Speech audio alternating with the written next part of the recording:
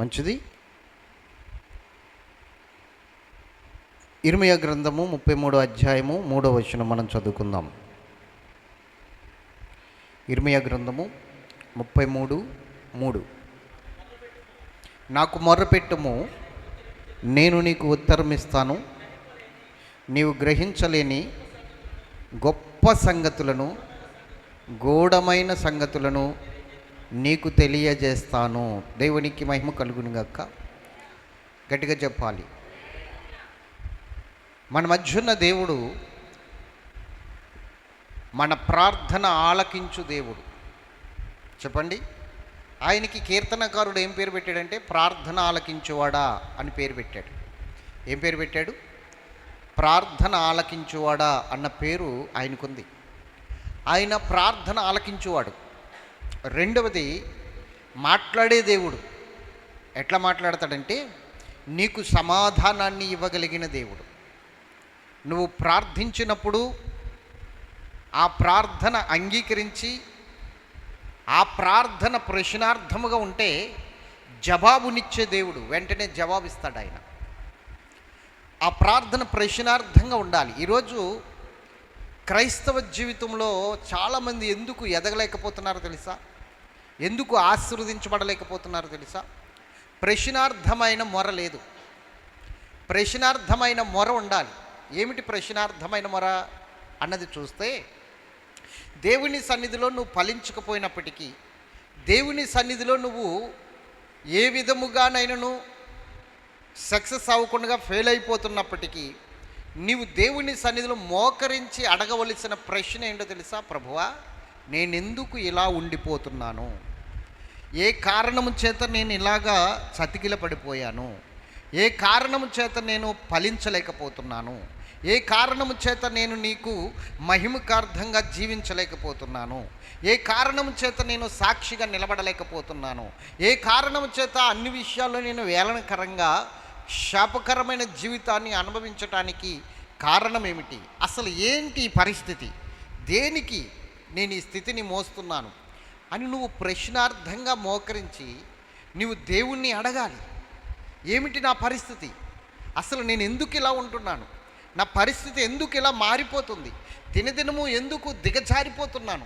దినదినము ఎందుకు ఆత్మీయతలో నుంచి దిగజారిపోతున్నాను, పడిపోతున్నాను, విశ్వాసమును కోల్పోతున్నాను? ప్రతి విషయంలో కూడా బలహీనురాలుగా మారిపోవడానికి కారణం ఏమిటి అని నువ్వు అడగగలిగితే, దేవుడు అంటున్నాడు, నాకు మొరపెట్టుము, నేను నీకు ఉత్తరం ఇస్తాను, నువ్వు గ్రహించలేని గొప్ప సంగతులు తెలియజేస్తానంటున్నాడు. గుర్తుంచుకో, గొప్ప సంగతులను తెలియజేస్తానంటే నువ్వు గ్రహించలేనివి.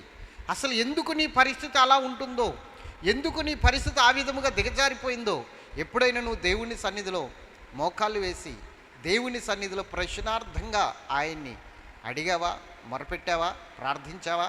ఒక్కసారి ఆలోచించు. మనుషుల దగ్గర నువ్వు విన్నపాలు వినిపించుకుంటున్నావేమో, విన్నపాలు వినని వారి దగ్గర వినిపించడానికి ఇష్టపడుతున్నావేమో. ఒకసారి ఆలోచించు. మనుషులు నీకేం సహాయం చేయగలరు? నీకేం సహాయం చేయగలరు? ఇస్తే ఉచిత సలహాలు ఇస్తారు. ఉచిత సలహాలు అవి కూడా ఎలా ఉంటాయంటే పైన మాత్రమే ఉంటాయి. ఆ సలహాలు నీకేమీ ఉపయోగపడవు. కానీ దేవుడు ఏం చేస్తాడంటే సలహా ఇవ్వడు. అసలు ఎక్కడ నువ్వు పడిపోయావో, ఎక్కడ దిగజారిపోయావో, ఎక్కడ నీవు దేవుని సన్నిధిలో నుంచి తప్పుకుని ఆ సహవాసాన్ని విడిచిపెట్టావో ఆ మూలము తెలియజేస్తాడు ముందు నీకు. ఆ మూలము తెలియజేసి అక్కడ నిన్ను సరిచేసుకునే పరిస్థితికి నిన్ను లేవనెత్తుతాడు దేవుడు, నిన్ను పురుగొలుపుతాడు దేవుడు. ఎప్పుడైతే నీవు ఆయన మాటలు విని ఆయన దగ్గర ప్రార్థన చేసి విజ్ఞాపన చేసి ప్రశ్నార్థంగా నిలబడ్డావో ఆయన దగ్గర నుంచి సమాధానం వచ్చేస్తుంది నీకు. ఎలా వస్తుంది? అది దర్శనం ద్వారా అయినా వస్తుంది, కళల ద్వారా అయినా వస్తుంది, వాక్యము ద్వారా అయినా వస్తుంది, లేకపోతే సేవకుని ద్వారా అయినా నీతో మాట్లాడతాడు. సమాధానం వస్తుంది, ఖచ్చితంగా వస్తుంది. నువ్వు దేవుని సన్నిధిలో ప్రశ్నార్థంగా మోకరించి చూడు. నీ పరిస్థితిని బట్టి రెండు విధాలుగా మనం ఆలోచించాలి. ఒకటి, ఆత్మీయంగా ఎందుకు ఎదగలేకపోతున్నాను అన్న ప్రశ్నార్థమైన ప్రార్థన ఒకటి ఉండాలి. రెండు, నీ ఆత్మీయ విషయాలను నేను ఎందుకు అర్థం చేసుకోలేకపోతున్నాను? వాక్యము చదువుతున్నప్పుడు నేను ఎందుకు గ్రహించలేకపోతున్నాను? ఆ వాక్యంలో ఉన్న లోతైన విషయాలు నేను ఎందుకు గ్రహించుకోలేకపోతున్నాను అన్న ప్రశ్నార్థమైన మొర ఉండాలి. 2 మొరలు ఉండాలి. 1, నువ్వు ఫలించకపోతున్నందుకు ప్రశ్నార్థమైన మొర. 2, ఈ వాక్యములను అంటే పరిశుద్ధ గ్రంథములో ఉన్న లోతైన విషయాలను ఎందుకు అర్థం చేసుకోలేకపోతున్నాను, ఎందుకు లోతుకి నేను వెళ్ళలేకపోతున్నాను, ఆత్మీయ మర్మాన్ని నేను ఎందుకు ఛేదించలేకపోతున్నాను అన్న ప్రశ్నార్థమైన 2వ ప్రశ్నార్థమైన మొర ఉండాలి. అప్పుడు ఆయన అంటున్నాడు, నీ స్థితి ఎక్కడ పడిపోయిందో చెప్పడానికి సమాధానం ఇస్తాడు. 2, నీకు తెలియని గూఢమైన సంగతులను కూడా, ఆ ఆత్మీయ మర్మాలను కూడా నీకు బయలుపరుస్తాడు. స్తోత్రం చెప్పాలి గట్టిగా. దేవునికి అసాధ్యమైనది ఏదీ లేదు. దేవునికి అసాధ్యమైనది ఏదైనా ఉన్నదా? ఏమీ లేదు. ఎప్పుడైతే నువ్వు మొరపెట్టువాడుగా ఉన్నావో ఆయన జవాబిచ్చేవాడుగా ఉన్నాడు. మొరపెట్టువాడుగా నువ్వు ఉన్నప్పుడు జవాబిచ్చేవాడుగా ఆయన ఖచ్చితంగా ఉన్నాడు.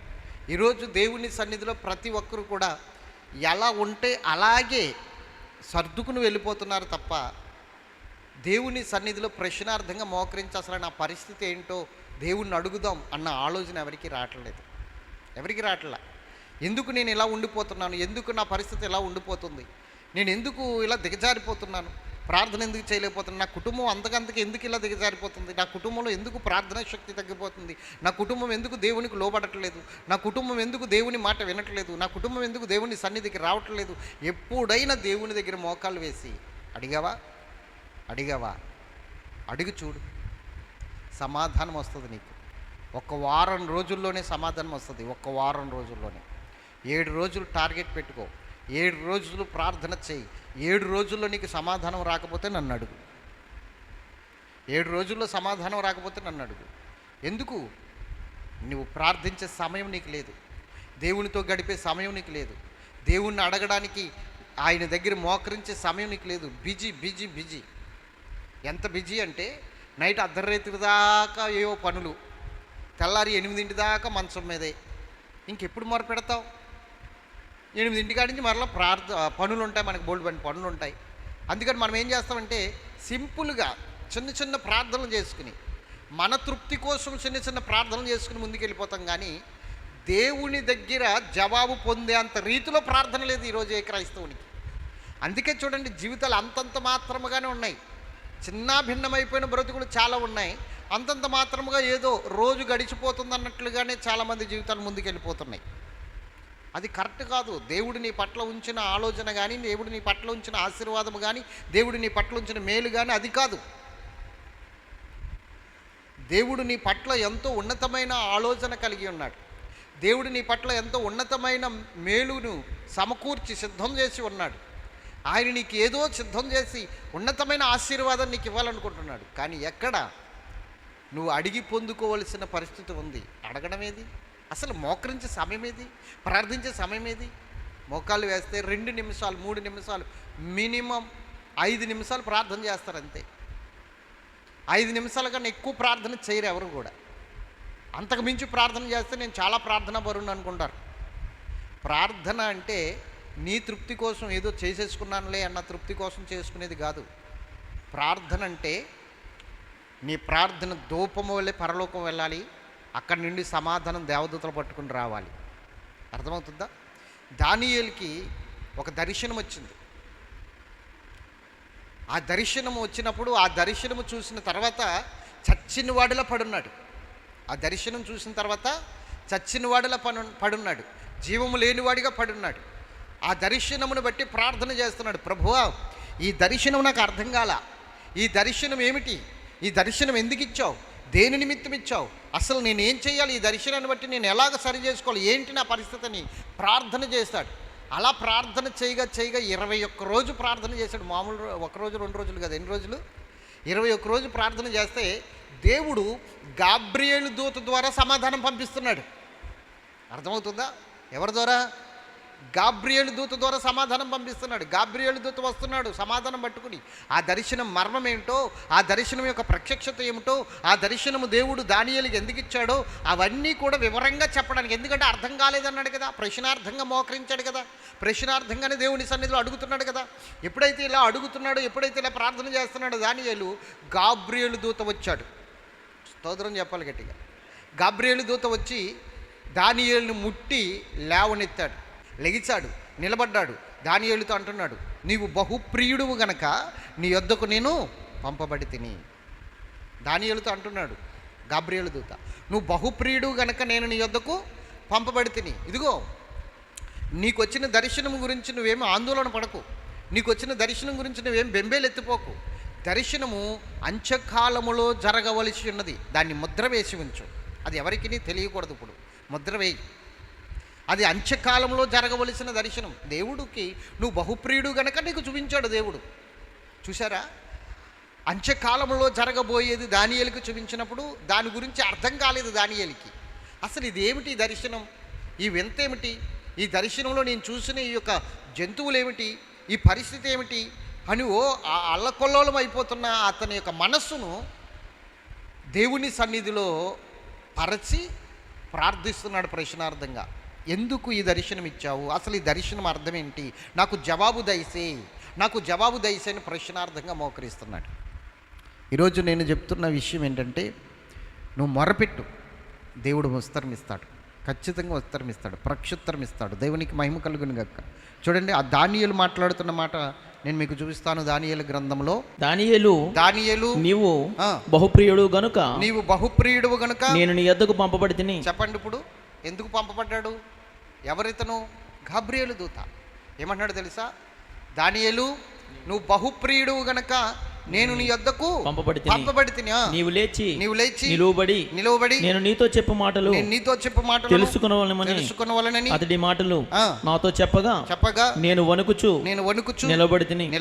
అప్పుడు అతడు దానియేలు భయపడకుము, నీవు తెలుసుకొనవలెనని నీ మనస్సును అప్పగించి దేవుని ఎదుట నిన్ను తగ్గించుకొనిన ఆ మొదటి దినము మొదలుకొని నీవు చెప్పిన మాటలు వినబడినవి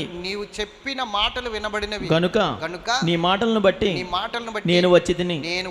ఇప్పుడు చెప్పండి, ఆ మొదటి దినం, ఏ మొదటి దినం? దానియేలుకు ఒక దర్శనం వచ్చింది. ఆ దర్శనాన్ని చూసి చచ్చినవాడిలా పడున్నాడు. చచ్చినవాడిలా పడి ఉన్న దానియేలుని దేవుడు చూస్తూ ఉన్నాడు. దానియేలు లెగిసి మొరపెట్టడం మొదలుపెట్టాడు. ఎలాగా?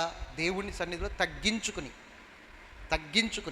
దీనుడై దేవుని సన్నిధిలో మోకాళ్ళు వేసి ప్రార్థన చేస్తున్నాడు. ప్రభువా, నాకు దర్శనం ఇచ్చావు కదా, ఆ దర్శన భావం ఏంటో నాకు అర్థం కావట్లా, ఆ దర్శన భావం ఏంటో నాకు తెలియట్లా.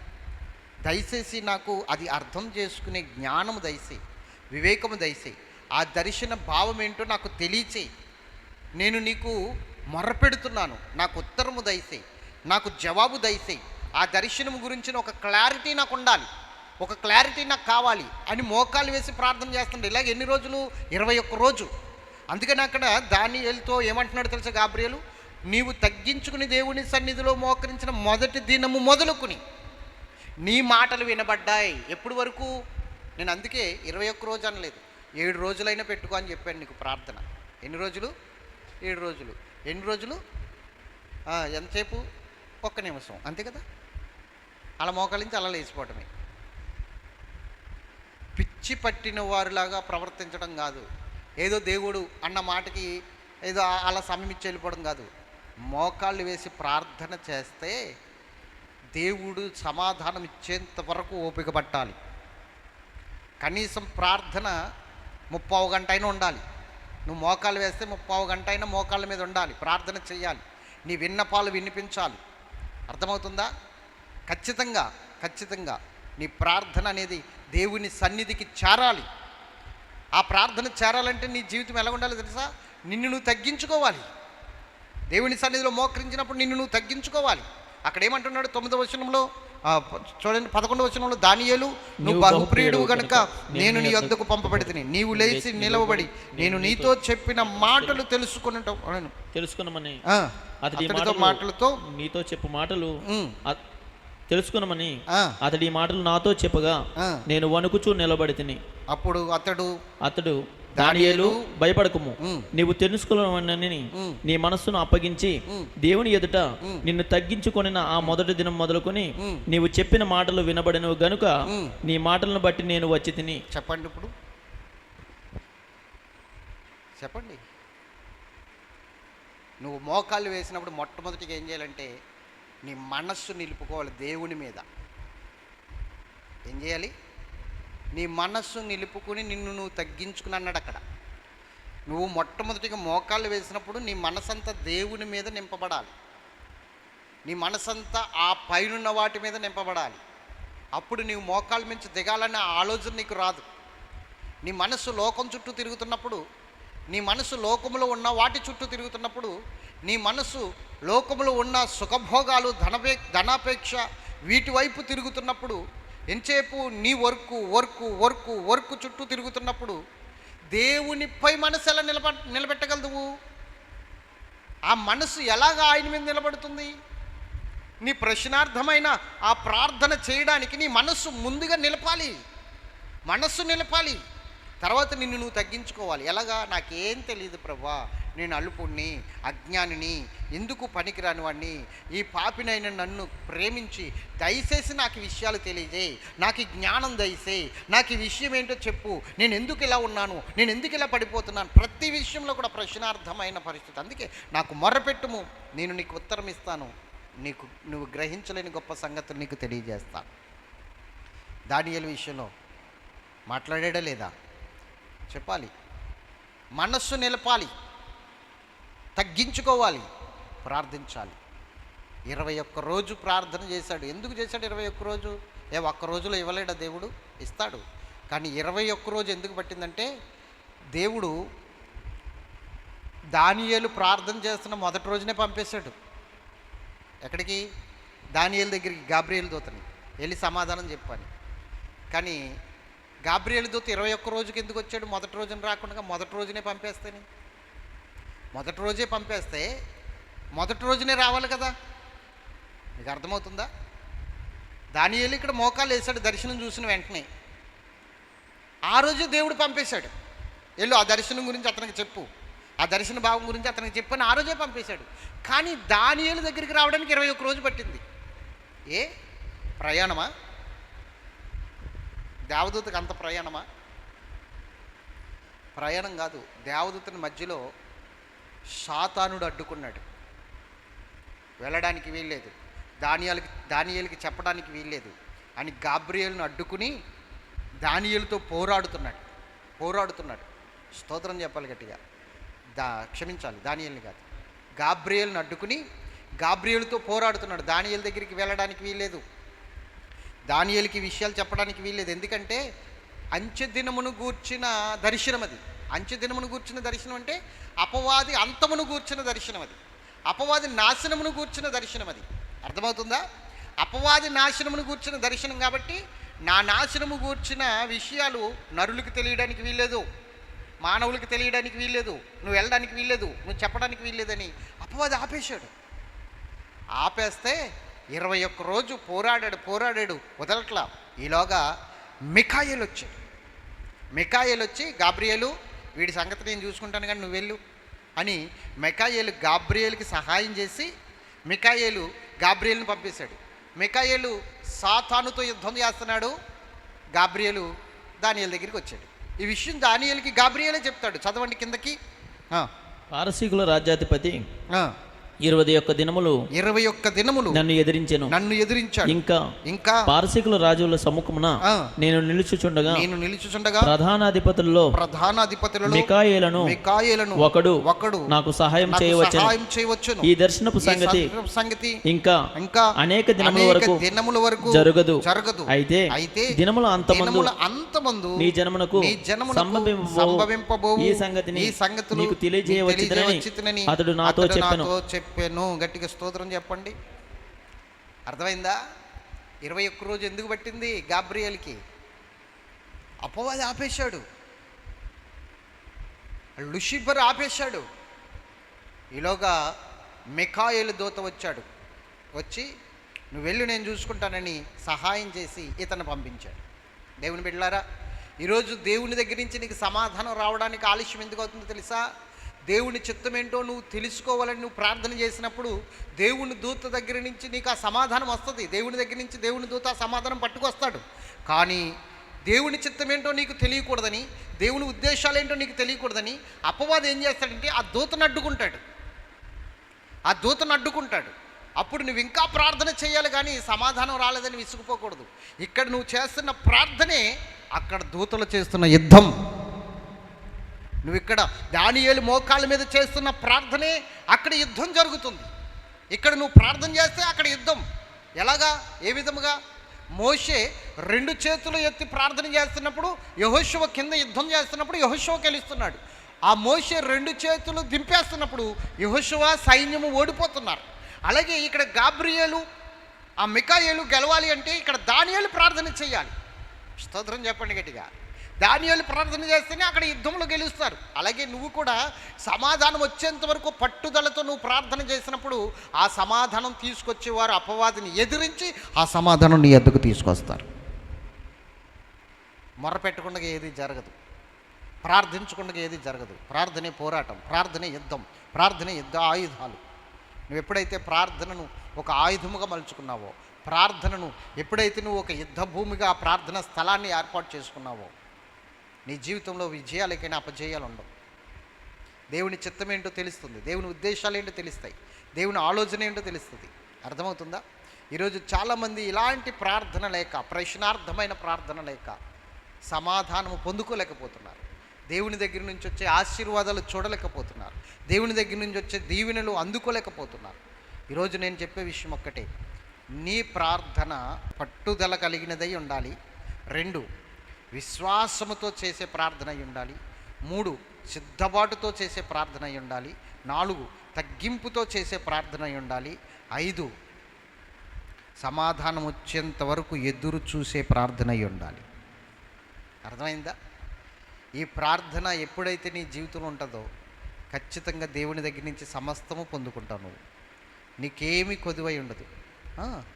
సింహపు పిల్లలు ఆకలి గలవై లేమి కలిగి ఉండినను దేవుణ్ణి ఆశ్రయించిన వానికి ఏ మేలు కొదువై ఉండదు.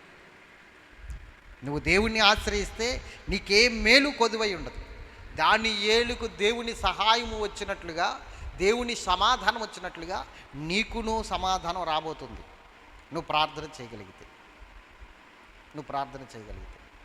అర్థమవుతుందా లేదా? దేవుని చిత్తం ఏంటో నువ్వు తెలుసుకోవాలి అంటే, దేవుని ఉద్దేశం ఏంటో నువ్వు తెలుసుకోవాలి అంటే కేవలం దేవుని సన్నిధికి వచ్చి వెళ్ళిపోతే ఏం ప్రయోజనం లేదండి. వాక్యం విని వెళ్ళిపోతే ఏం ప్రయోజనం లేదండి.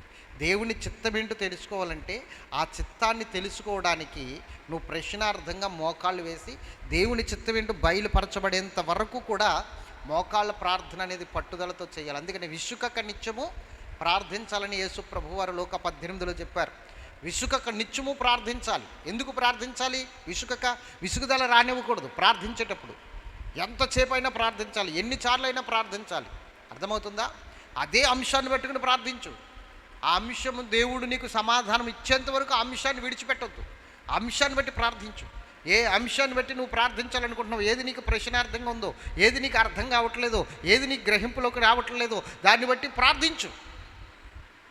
ఈ జీవితానికి సంబంధించినదైనను, ఆత్మీయ సంబంధమైన జీవితానికి సంబంధించినదైనను విసుకక ప్రార్థించాలి. అలా ప్రార్థిస్తే ప్రార్థన ఆలకించువాడు, ప్రార్థనకి సెవియొగ్గు దేవుడు. ప్రార్థించు వారిని ఎప్పుడు విడిచిపెట్టే దేవుడు కాదాయన. ప్రార్థించే వారికి సమీపముగా ఉన్నాడట. నిజముగా మొరపెట్టు వారికి ఆయన సమీపముగా ఉన్న దేవుడు. ప్రార్థించే వారికి ఎప్పుడు సమీపంగా ఉన్నాడు.